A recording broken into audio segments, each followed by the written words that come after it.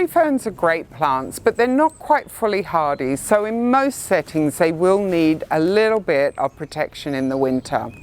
Now, potted tree ferns can easily be moved to a more sheltered spot to overwinter, but those that are planted in the ground will need just a little bit of help to get through the colder months. These ones are planted in a corner bed and they're in quite a sheltered spot because they've got protection from the fence and the shed, so they're not very exposed. And what I tend to do is just stuff in a handful of two of nearly dry leaves in the autumn time into the crown of the plant, and that just helps insulate them. So I've just collected some fallen leaves, and if you gently feel in the middle there where all the fronds emerge from, you just want to gently push in a handful of two of these leaves.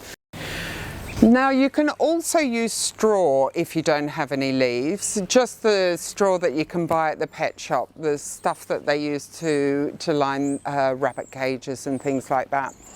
But these will survive out here throughout the winter in sub-zero temperatures. They usually get a day or two throughout the winter where the snow is laying on the fronds, and sometimes if we get very hard frosts, these fronds may die off, they may blacken completely, and they don't look really good at all, but they can be cut off at any point. And in fact, some people prefer to cut all the fronds off at this point when they're tucking them in for winter.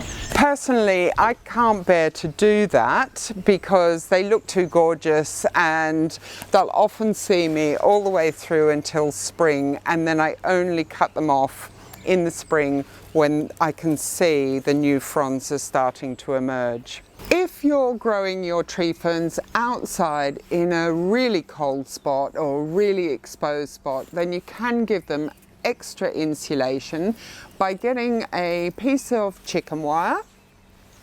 You can also use fleece for this, the frost fleece, and you just wrap it around.